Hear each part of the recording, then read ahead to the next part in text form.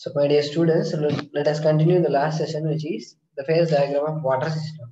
And now we already see the boiling point, and how it is varies with the pressure. So, generally, when pressure, which is directly relation with the boiling point, when you increase the pressure, then the boiling point of water which will be increases. Then, what about this? So, this is also very important.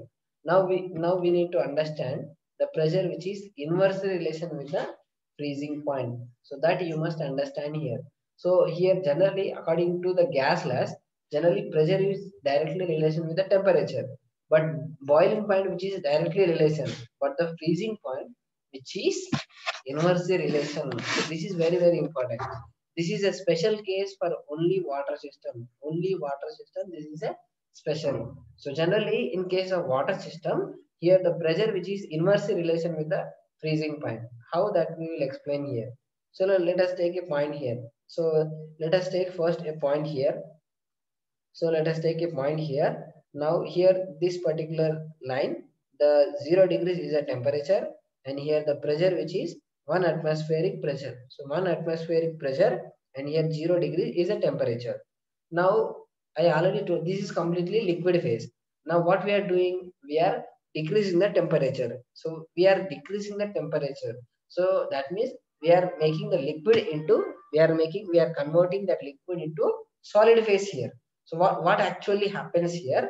So let us take, when what we are doing here, when we are changing a pressure, what happens to the freezing point? And the freezing point ఏమవుతుంది when we are changing pressure. So let us take, when the pressure is increased.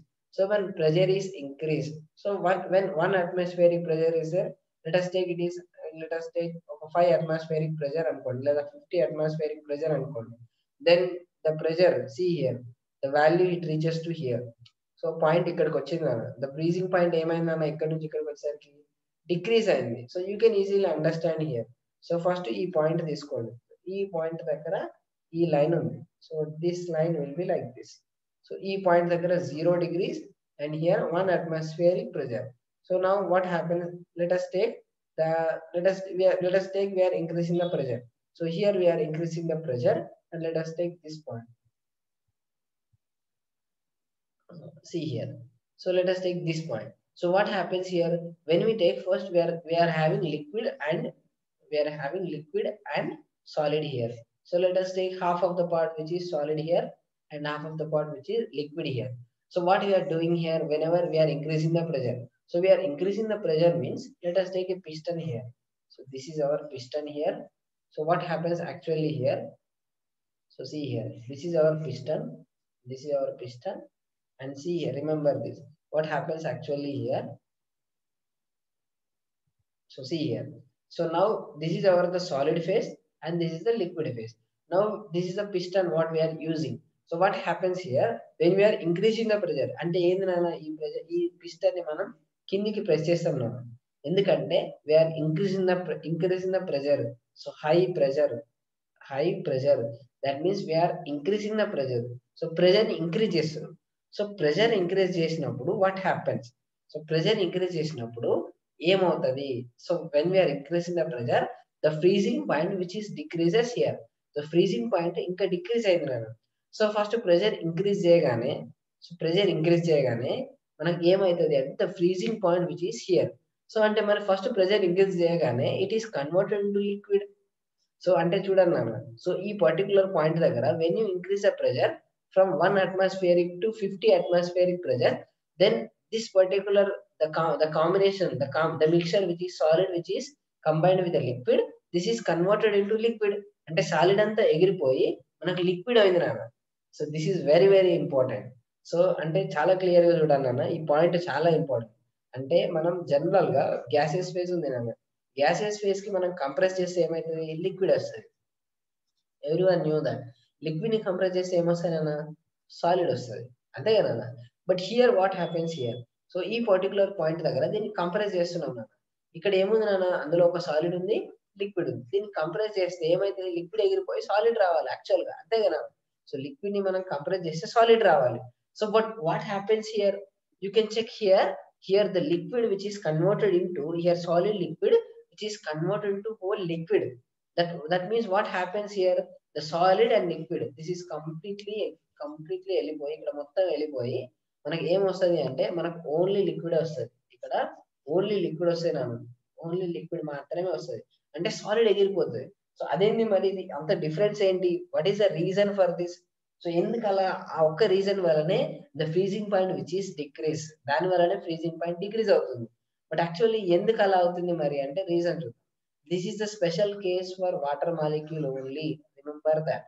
So in case of water molecule, the pressure is directly relation with the boiling point and the pressure is inversely relation with the freezing point. Remember this. Sorry, inversely relation. This is wrong.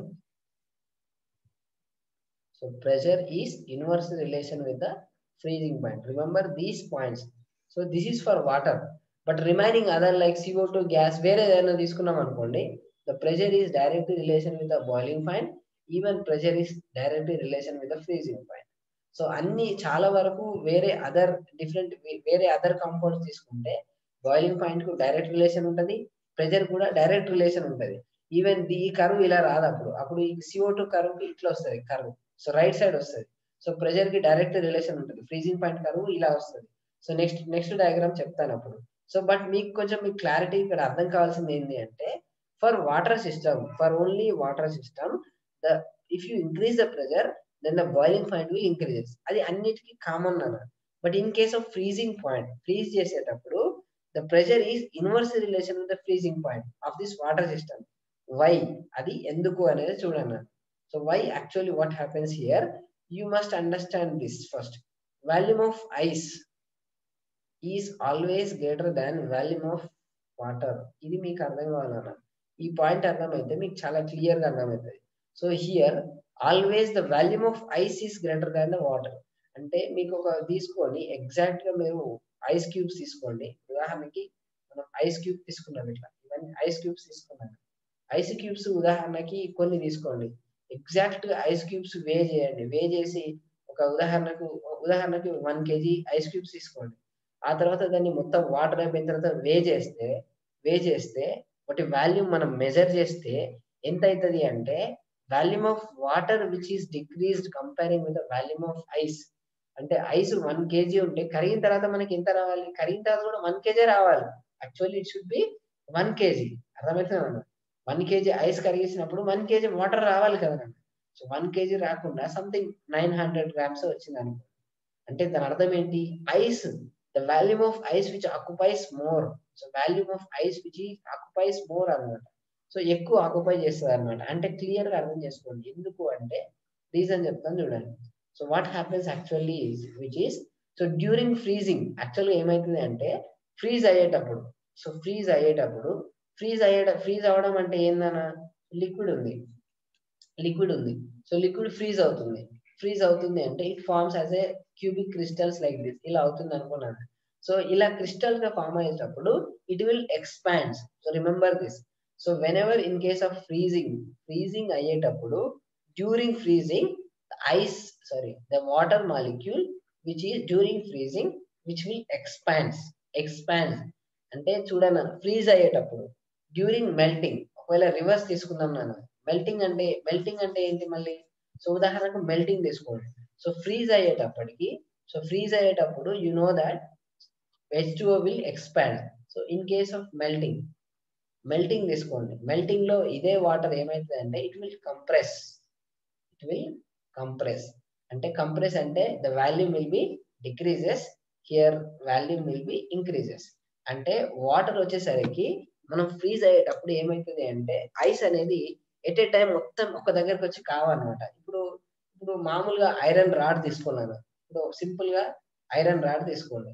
So iron rod ఎలా ఉంటుంది అన్న, మామూలుగా ఇప్పుడు simple ఏదైనా తీసుకోండి, ఏదైనా ఒక solid తీసుకోండి. లైక్ ఒక చిన్న కట్టె తీసుకోండి అన్న, ఒక చిన్న స్టిక్ తీసుకోండి. ఈ స్టిక్ అనేది చాలా రిజిడ్. అదొక రిజిడ్ అనేది ఒక థింగ్ నాన్న. This is a solid. But in case of ice అనేది it is not a rigid. అది ఈజీగా మనకి ఏమవుతుంది, ఈజీగా కరిగిపోయి లిక్విడ్ వచ్చేస్తుంది. సో ఇది ఫస్ట్ తయారయ్యేటప్పుడే అది ఎలా తయారవుతుంది అంటే ఎక్స్పాండ్ అయ్యేలాగా తయారవుతుంది. అంటే ఎక్స్పాండ్ చేసుకుంటూ తయారవుతుంది. సో వాల్యూమ్ ఎక్కువ ఆక్యుపై చేసి తీసుకుంటది అనమాట. ఇప్పుడు స్టిక్ తయారయ్యేటప్పుడు స్టిక్ కామన్ గా ఒకటే సింగిల్ గా ఒకటే లైన్ లో ఇట్లా తయారవుతుంది. So volume it occupies very less. But in case of cubic crystals, so ఈ ఐస్ క్యూబ్స్ ఫామ్ అయ్యేటప్పుడు ఏమవుతుంది అంటే ఎక్కువ వాల్యూమ్ ఆక్యుపై చేస్తుంది. So it occupies more volume. So volume ఎక్కువ ఆక్యుపై చేస్తున్నాను. So during freezing it occupies more volume. So volume ఎక్కువ occupy చేస్తున్నాను. సో ఈ వాల్యూమ్ ఎక్కువ ఆక్యుపై చేయడం వల్ల ఇక్కడ వచ్చేసరికి మనకి ఇది కంప్లీట్ గా లిక్విడ్ ఫామ్ అవుతుందన్న. సో మనం యాక్చువల్గా ఇదంతా ఎందుకు చెప్పుకోవాలి అంటే చూడండి. సో ఇదంతా యాక్చువల్గా ఎందుకు చెప్పుకోవాలంటే చూడండి. So you must understand this. Freezing point అనేది ఎందుకు డిక్రీజ్ అవుతుందో చూడండి. సో చూడండి. సో యాక్చువల్గా ఎందుకు ఇదంతా అసలు ఎందుకు చదవాలి అంటే మనం ఇక్కడ సాలిడ్ ఉంది, ఇక్కడ లిక్విడ్ ఉన్నది. This is completely solid phase and this is liquid phase. అంటే ఇక్కడ మనకు రెండు ఫేజ్లు ఉన్నాయి. ఈ పర్టికులర్ పాయింట్ దగ్గర మనకు సాలిడ్ ఫేజ్ ఉంది, అలానే లిక్విడ్ ఫేజ్ కూడా ఉంది. సో ఇది solid phase and this is liquid phase. And solid phase ఉంది, లిక్విడ్ ఫేజ్ ఉంది. And whenever we're increasing the pressure, so pressure increase చేస్తున్నాము అంటే పైనుంచి ఒక పిస్టన్ తోని బాగా క్రష్ చేస్తున్నాం, అంటే బాగా కంప్రెస్ చేస్తున్నప్పుడు. సో ఈ ప్రెషర్ బాగా ఇంక్రీజ్ చేస్తే అప్పుడు ఈ సాలిడ్ అనేది లిక్విడ్ అవుతుందా, లిక్విడ్ పోయి సాలిడ్ అవుతుందా అనేది క్వశ్చన్. సో ఏమవుతుంది అంటే always this solid which is completely converted into liquid. So actual గా జనరల్ గా మాట్లాడితే లిక్విడే సాలిడే కావాలి. But here solid is here the solid which is converted into liquid. So ఎందుకు మరి మొత్తం, ఎందుకంటే చూడండి ఈ పాయింట్ చూస్తే మీకు తెలిసిపోతుంది. సో ప్రెషర్ ఇంక్రీజ్ చేస్తే, ప్రెషర్ ఇంక్రీజ్ చేయడం అంటే చూడండి, సో ప్రెషర్ ఇంక్రీజ్ చేస్తే ఏ రీజన్ ఇది, liquid reason. So this solid మొత్తం ఎగిరిపోయి లిక్విడ్ గా కన్వర్ట్ అవుతుంది. ఎందుకు అంటే సాలిడ్ లో it occupies more volume. So ఆ వాల్యూమ్ ని తగ్గించుకోవడానికి అంటే ఫస్ట్ ఇక్కడ ప్రెషర్ ఎక్కువైతుంది అన్న. So when you're increasing the pressure, too much pressure ఎక్కువైతుంది. సో టూ మచ్ ప్రెషర్ ఆ సాలిడ్ మీద పడుతుంది. సో టూ మచ్ ప్రెషర్ ఆ సాలిడ్ మీద పడేసరికి సో సాలిడ్ యొక్క వాల్యూమ్ యాక్చువల్లీ ఎక్స్పాండ్ అయ్యి చాలా పెద్దగా ఉంటుంది. So it occupies more volume. దాని మీద ప్రెషర్ పడేస్తున్నాం. సో అప్పుడు ఆ వాల్యూమ్ అది ఏం చేసుకుంటది అంటే తగ్గించుకుంటది. సో వాల్యూమ్ ఆఫ్ ఐస్ స్లోగా తగ్గిపోయి, వాల్యూమ్ ఆఫ్ ఐస్ తగ్గింది అంటే that will be converted into liquid. అది లిక్విడ్ గా కన్వర్ట్ అయిపోతుంది. So that it is converted into liquid here. So this is the reason where it is converted into liquid. So liquid form అవుతుంది. అంటే ఇంకా pressure చేస్తే, ఎంత pressure increase చేస్తే అంత లిక్విడ్ ఫామ్ అవుతుంది, అంతేగానా. So whenever we're increasing the pressure, so ఇప్పుడు ఈ పాయింట్ దగ్గర చూడండి, క్లియర్ గా చూడండి, మీకు ఈజీగా అర్థమవుతుంది. So when we are increasing the pressure, ఈ పాయింట్ దగ్గర ప్రెషర్ ఇంక్రీజ్ చేస్తే ఇంకా లిక్విడ్ ఫామ్ అవుతుంది, ఇంకా వేస్తే ఇంకా మొత్తం లిక్విడే ఫామ్ అవుతుంది.